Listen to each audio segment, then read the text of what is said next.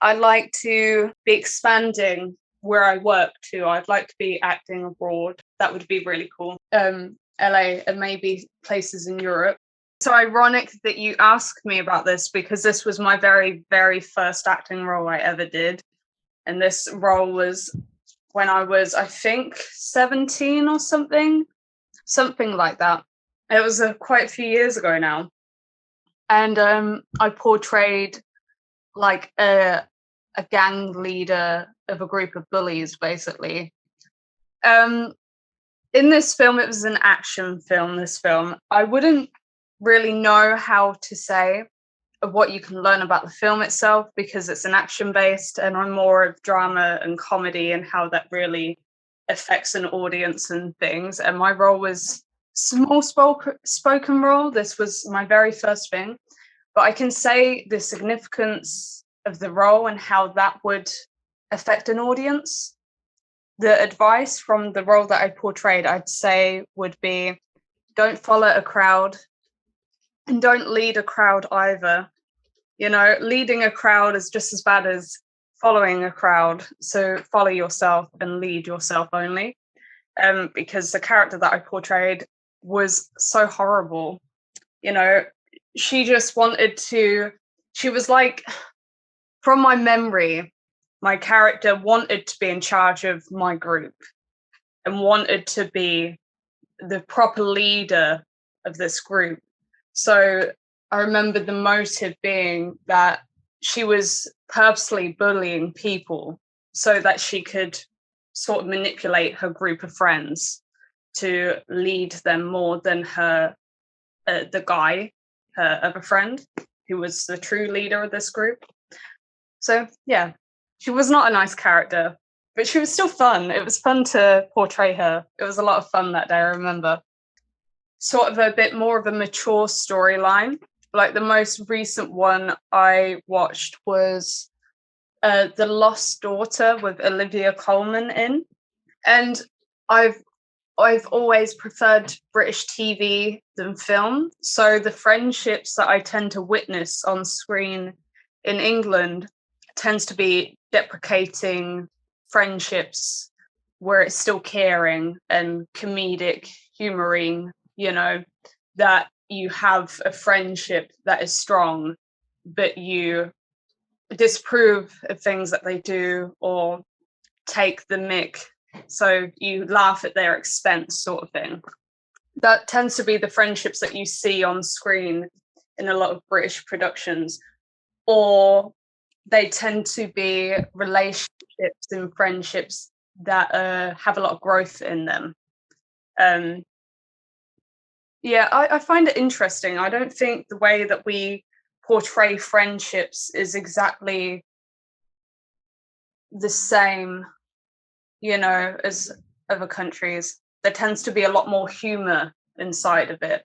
Whereas, like in American productions, I've noticed that in their friendships, they tend to portray a lot more youthful friendships, but they tend to be destructive. They portray a lot of destructive and coming of age habits that young people have. Whereas ours is more humoring, deprecating and bonding. It's interesting. It's funny that you say that it was deleted some time ago.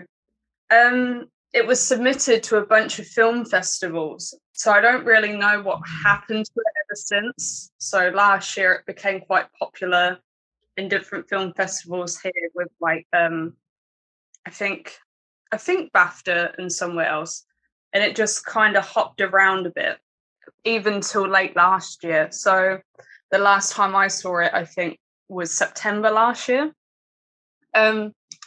It was such a strange experience for me because it wasn't something that I went for. It was something I was approached for. So that was the first role that I was poached with. I had psychological mutism for 9 to 10 years. So when I was 13, I did something to myself where I couldn't sing anymore. I used to be really good when I was very young, but then I did something, couldn't sing at all. and I couldn't get words out anymore. Like, I could speak, but anytime I wanted to, I couldn't sing. No words would come out. And that happened for 9 to 10 years. And I wanted to do it so bad. Not do it bad, but I wanted to do it so much that when I was approached for this and I was told that I'd have to attempt to sing, I was like, I explained to the director, like, this is my circumstance. And he was like, you don't have to be good, just please do it, because you're perfect for everything else of this role, so please do. And so I had to try and attempt to get words out and teach myself how to do it over 3 weeks. And it was such a crazy experience because it was very cold when we filmed. It was just so strange. I loved the outfit though. I loved the hair, makeup, and the outfit that I was given for the character, because it was exactly what I could imagine for the daughter of the mother. And Candida is the actress that portrayed my mother in this film. And we looked so similar. When we turned it on set and they did my hair like that, I was like, wow, this is what I would look like if I came from a middle-class background. It was crazy how similar we could have looked as a real family. But moving on to like the NHS nurse of this storyline, this was so accurate. It was so accurate to what was happening in England during the pandemic, the first lockdown. When we were doing the clap for carers things, when the government had said to do this for the NHS workers, it was instead of giving them a pay rise. So the whole reason that this happened in the first place was that the government was justifying not giving them a pay rise by going, but you can clap outside your windows, show your support, but we're not going to give them any more money. We're not going to help support them in their regular lifestyle. So in this film, when this was being portrayed, and my family in this production was the perfect example of people trying to make themselves feel good in the community by pretending that we're doing really good things for the NHS worker. And it was just like, I think it was less about a storyline of humiliating the nurse. It was more a storyline about the reality of the government in Britain taking the mick. Like, sorry, I think I'm speaking quite fast or something. No, more. but yeah, it was about this government taking the mickey, or what's another phrase? I only know the English phrase, but it's when people take advantage of people at their expense and laughing at them, if that makes sense.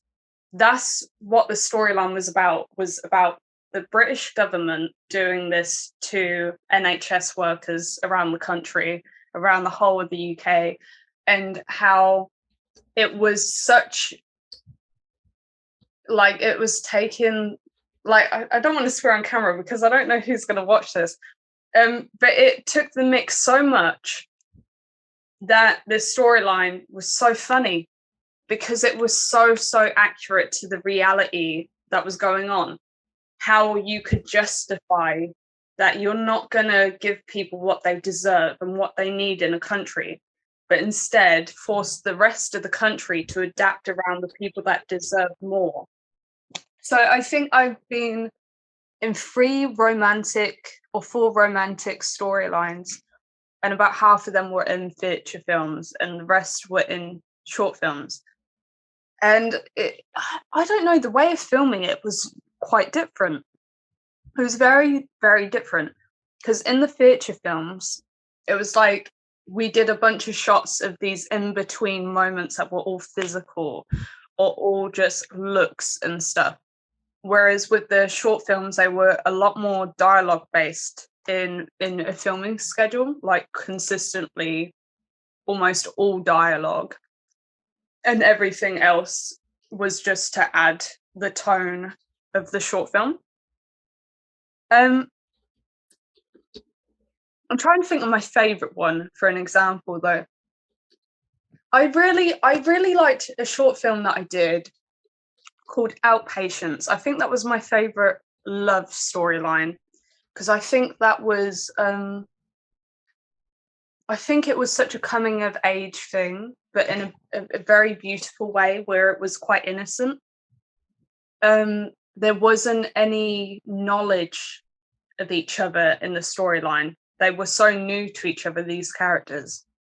I think my character was called Claire in that short film. And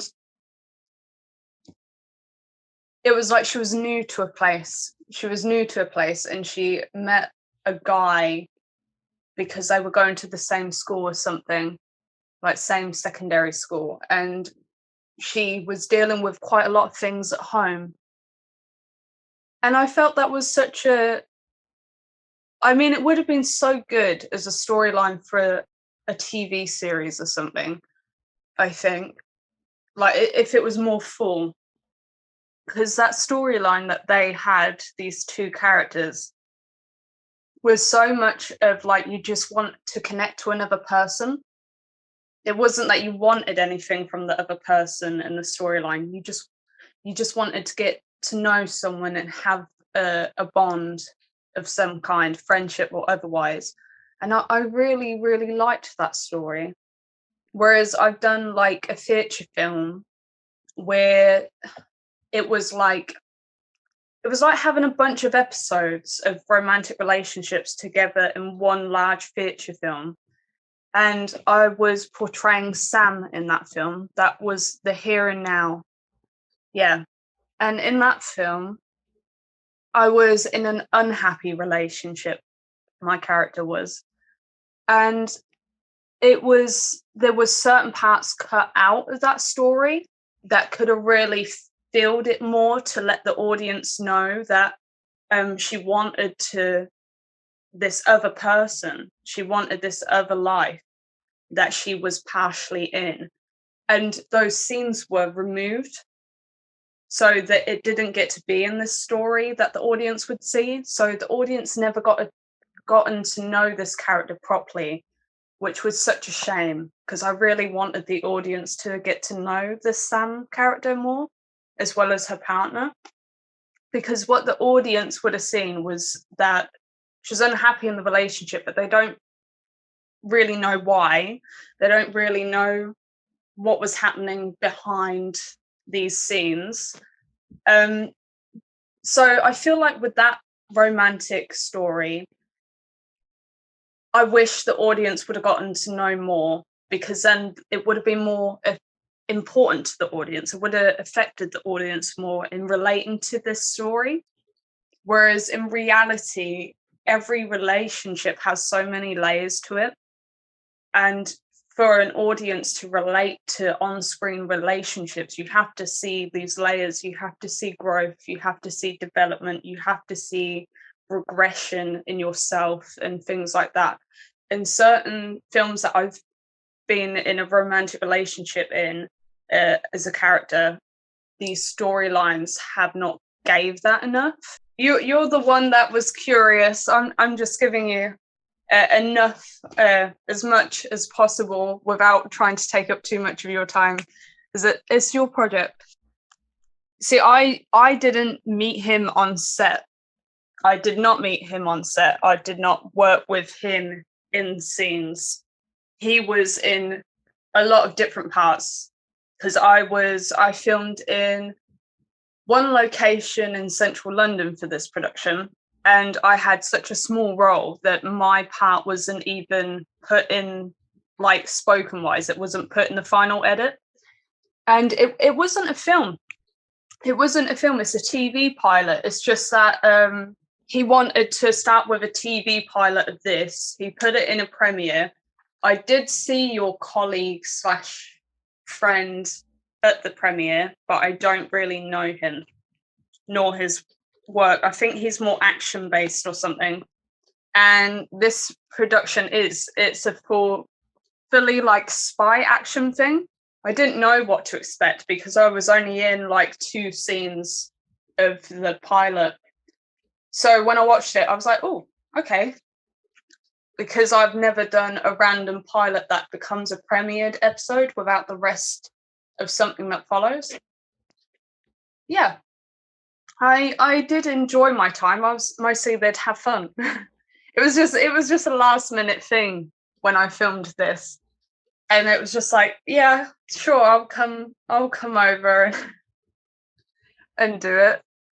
So yeah, I mean, even in the final version, I think you can see me, but you can't hear me because it wasn't edited in anyway. It was still fun though. You know, sometimes it's like that. Your words or lines or something aren't always in the final edit. I think mine was just, I don't remember what it was. It was just me panicking when there's gunshots or something, and that's when I say something, and that's it. It's not in it. I honestly and truly, I wouldn't want to be in many productions like this. My favorite genre is comedy, and I like drama comedies. So I like productions that are streamable on Netflix or TV or something. I prefer these. And if it's like a feature film that I really like a character in, then I love that too. But I am much more, I like the audience growing with the characters. I like I like being in productions, and I would love to be in productions that you're a character that an audience can watch year to year and grow with that character. So my favorite TV series when I was a child was Ugly Betty, because I literally grew up with it. You know, it was something I watched for 4 to 5 years from the ages of 8 onwards. And I'd love to be able to give that to an audience too, something that inspires people and they grow with it with time. I still like feature films though. I still like being in that. It's mostly anything in screen, but I'm not a fan of action. I'm not, unless it's like nerdy, then I'm not a fan of it.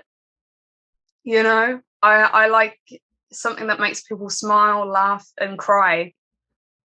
I don't. You know, what's a good example? You know, there's some good action comedy films like Spy, for example, with Melissa McCarthy. That's hilarious. Love something like that. Or like Heats. That was funny. Also with Melissa McCarthy. But if it's just action, it is not for me, but I wouldn't turn it down. For you and anyone that watches this, I go by they, them pronouns. I am non-binary identifying. And I forget people do this because I came from the middle of nowhere. So I won I was like the only type of person of me. When I moved down to south of England and London, there's multiple, I wouldn't say many people like me, but there's multiple people that identify like this. And it's so strange because I came from an area where people wouldn't ask anything like that. And if you said how you are, people would argue with you. So it's very strange, but I appreciate it. And at least it informs the audience, I suppose. Um, the next question was about if I directed something like that, right? Something that represents people. I'm going to be open because I think it informs anyone that watches this what my experience with this has been like. But so, outside of acting, I am an advocate. So sometimes I do interviews, and sometimes I've done things on screen that helps young people who suffer with mental health issues slash illnesses, and people that are queer, and a part of the LGBTQA plus community as a whole. And because I've been used to speaking up on this anyway, I got curious. So in 2019/20, I got images in my head for a storyline for a short film and a TV series, so that the short film would lead to a TV series. this sort of thing. And it was because I lost a friend in 2019 on the 30th of November, or the very last day of that month. I had a friend much older than me. She was a lot older than me. We met on an acting class earlier that year, and she was the very, very first person that I ever met that had a personality disorder, who's an actress. And I also have a personality disorder. I have BPD. It came out like BPD. BPD. She had bipolar, and it was very, very strange to me because I was so inspired. I was very fresh into the acting industry, to meet people in London. 2019 was the first year I had professional auditions. 2019 was the first year that I came to London for anything to do with the industry. And when I met her name was Claudette. I was so touched. I was so moved because it was like, wow, someone with a personality disorder and is older can still go into acting, still is so determined, still has this aliveness, this dream inside. Because in all honesty, I don't want it to be depressing for people, but I didn't expect to live past the age of 16 or 18. So the fact that I'm at this age or made it past then is a miracle on its own. So anything I achieve now is sort of miraculous. But on the last day of November 2019, she couldn't handle it anymore. She's not here anymore. She's gone. But I remember after this, I found out 2 weeks after moving to southern England that she was gone. And I had already started writing the script earlier that year because I wanted to work with her. I wanted to act in the same production as this actress. That didn't get to happen. But then I looked at this script that I had from early 2019. I looked at it and I was like, you know what? I'm inspired to change it and make it a bit different as a tribute to her. I wanted it to be a tribute to her, and I wanted it to advocate for people with mental health illnesses. Because the thing is, if you've ever witnessed suicide, if you've ever attempted it, you kind of understand that there's a piece of you that dies when you try.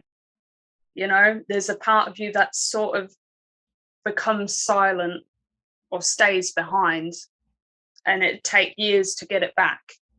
Whatever beautiful piece of you, it just goes. For me, it was singing.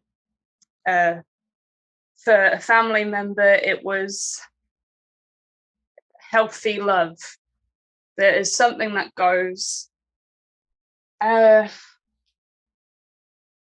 And I wanted to write this TV series for people to show them that if you're so worried when someone does commit suicide, because that pain, that's not going to go.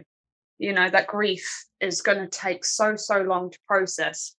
But I liked this scene that I wrote into this production where that everyone she loved and everyone that cared about her should see in the spirit realm that when she awoken into this meadow, that should be carried into peace by all these people that loved her. Because I thought about it, and that's how I'd like to imagine it. Because when you survive suicide attempts, or you have someone close to you survive it, there's just this peace that seems to be lost. And when someone does commit it, you lose them completely. So it's nice to think that at least you're there with them spiritually when they're gone. Yeah. I wanted to make sure the storyline was as healthy as possible, whilst also letting people that grieve those with mental health issues and those that have attempted suicide or have committed it. I wanted the storyline to let them find some peace inside themselves and their breathing. I wanted an audience to feel like they're still there with them in some way, and they're not alone. Their loved one isn't alone, and they're not alone. And that because you've gone through that, it's, you're going to recover from it. It's healthy. It's healthy that it takes a long time to grieve. It's healthy that it takes a long time to process how you feel, because as people in society, we're facing circumstances by pressure on finances and just working conditions or just life in general, where we're fighting to exist, we're fighting to live and survive, whilst we're also fighting time to confront our emotions.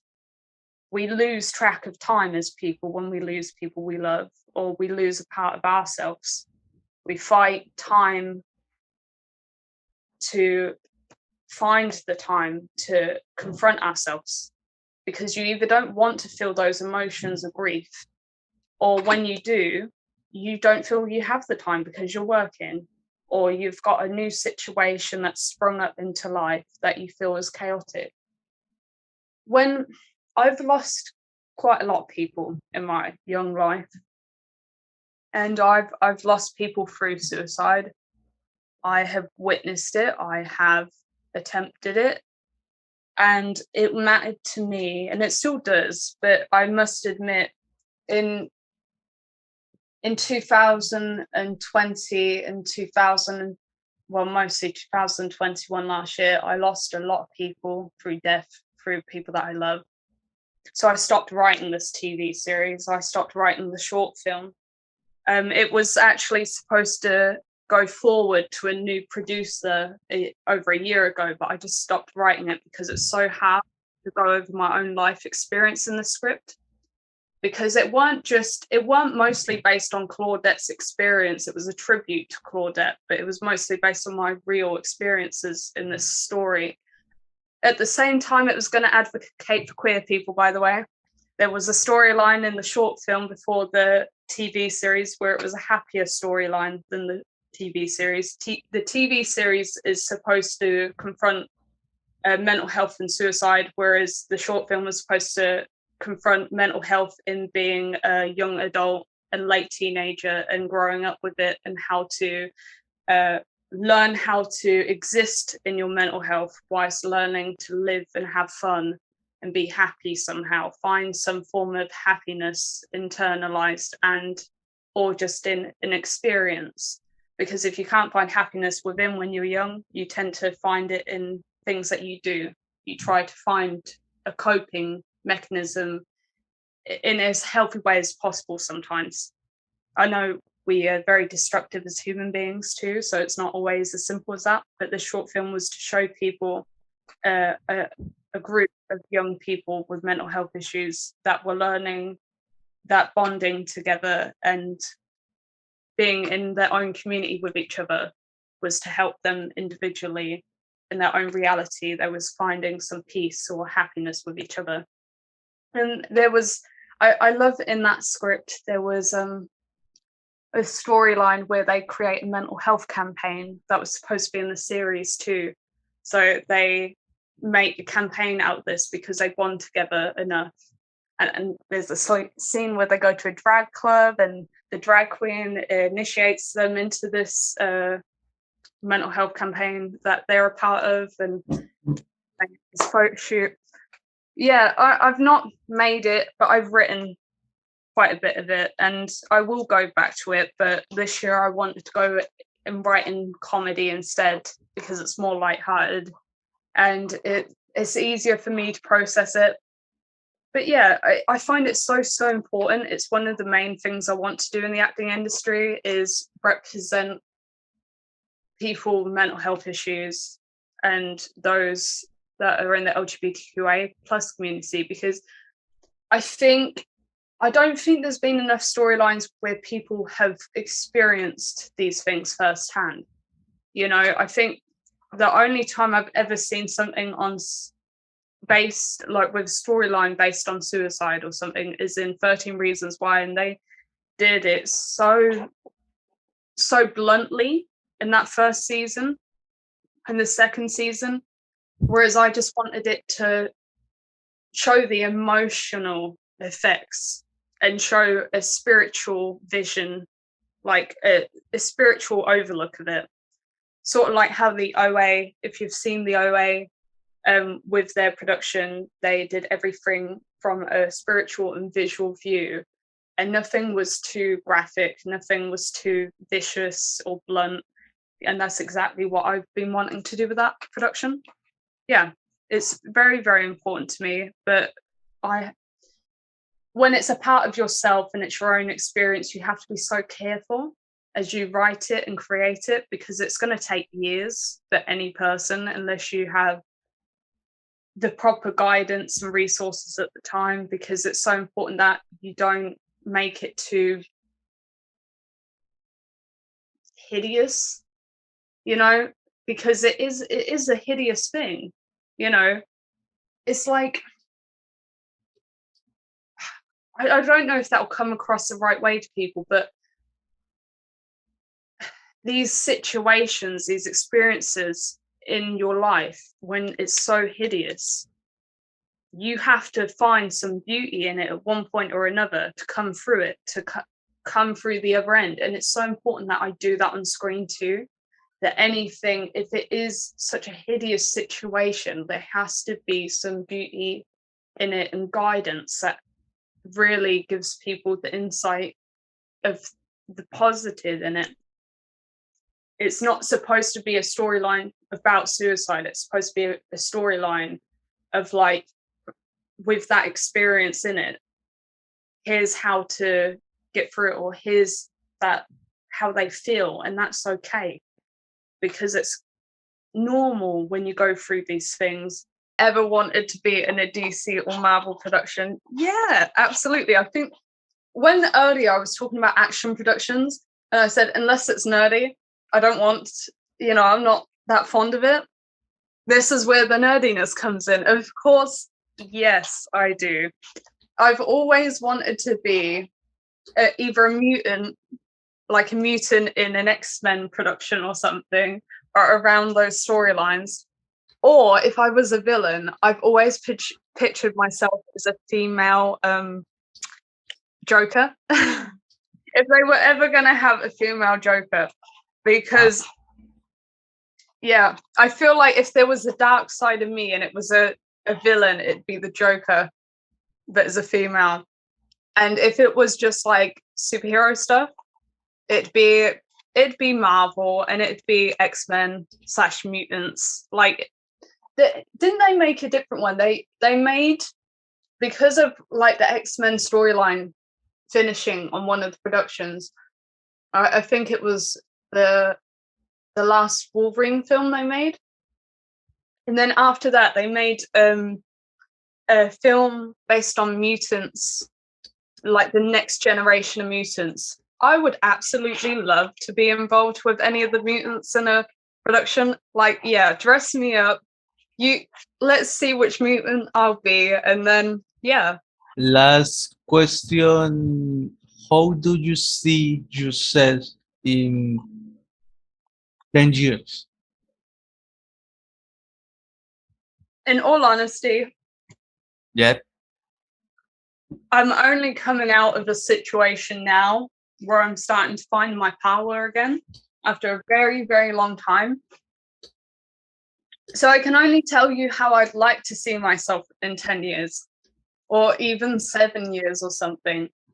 Because in 10 years' time, I'll be 33, coming on 34. I can't even imagine my 30s. But at least in my late 20s, I'd definitely like to be on my way to building my own empire in acting, in productions, in music too. That would be really cool. I would like to be successful at that point, that I can perceive myself as successful in a way that I'd be making a living. In 10 years' time, I would like to be making a fulfilling, successful living in screen acting, in feature films and TV too. Like, especially in comedy, that would be so funny. That would be really, really cool. I'd like to be expanding where I work too. I'd like to be acting abroad. That would be really cool, to be acting in like LA and maybe places in Europe. I'd like to be good in music producing and maybe have my own music out there. That would be really, really cool. And I'd like that everything I do to affect people really well. Like, I want to make sure that everything I give out inspires people and that they're very happy, like, from what I've done, that it makes them happy in themselves, like it's guided them, like something that I've acted in or created, and they have used that to guide themselves. Because not everybody has role models, not everybody has the right people around them to inspire them or guide them. I didn't. So I know that people, a lot of people, especially the more the places they live and their environment is chaotic, the more they'll seek out things. Unfortunately, it is all based on content, but they will seek out stories or productions or music or something that will inspire them to guide themselves and get them into a happier place in life. A lot of people do this now. A lot of people have done it in the past, and a lot of people will do it in the future. So I really hope that everything that I give and everything I do is a positive impact to people. And I want to have a lot of fun doing it, you know? I want to have a lot of fun. It'd be nice to have a wife at that point in 10 years' time. That would be nice. I don't want kids, but it'd be nice to have a partner so that we can build an industry together, sort of thing. You know, an empire within the industry. Oh. Yeah. I want to make sure. Yep. I just want to make sure that everything I do is positively impactful. And I like to do well in everything. You know what? I'd like to recover a good singing voice too. I've been wanting to do that for a long time. I like to have more confidence in my talents. Yeah. Honestly, that short film made me so anxious because it was the first time I'd sung in 9 to 10 years and I was not strong and I didn't like it at all because I was very flat. But I used to be really good, and that's what's so anxiety inducing about it. So I really hope and pray that I can recover something really good and that I'll have the right vocal teaching. But yeah, I like that short film too. And I hope you enjoyed the interview, and I hope that it was a lot of fun for you and you have enough for your final thing, even though I was mostly eating ice cream and drinking a drink through this. But yeah, my actor friends from America and Canada want to watch this afterwards, so it's nice. You'll have yourself a little acting audience from Orphan Black. Last but not least, greetings to Colombia, Latin America, social networks, and upcoming projects. The camera is yours. Yes, greetings to Colombia. Have fun. I hope you enjoy this interview. I'm Nicole Lee, and recently I was in a comedy show on Channel 4 called The Person Behind the Celebrity. That was a lot of fun. It's very funny in that little episode. And anything that I'm doing foreseeably is either script writing or, you know, theatre film in Margate and anything else that may come my way. Hopefully a lot of TV productions and a lot of comedy. Thank you for the wonderful opportunity. I wish you a successful career and keep going. Sorry, bad English. No, it's fine. It was fun. Llamo Nicole.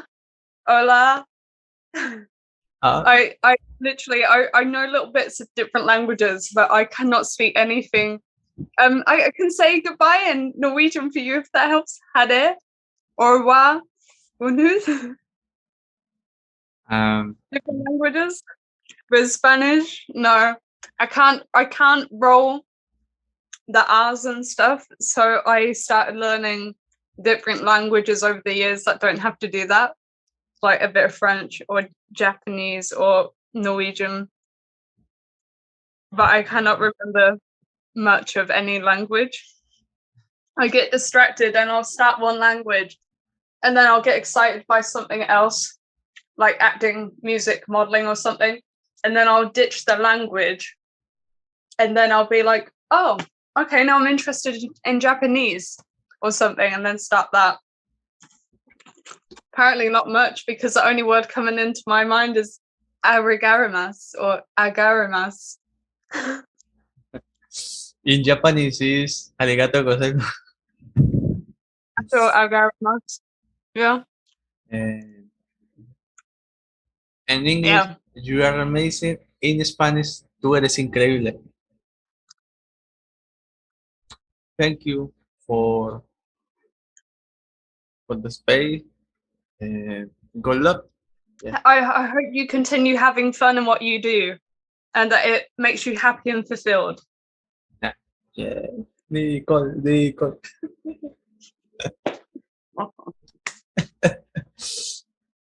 Thank you. Bon appetit. And yeah, thanks. Bye. Bye.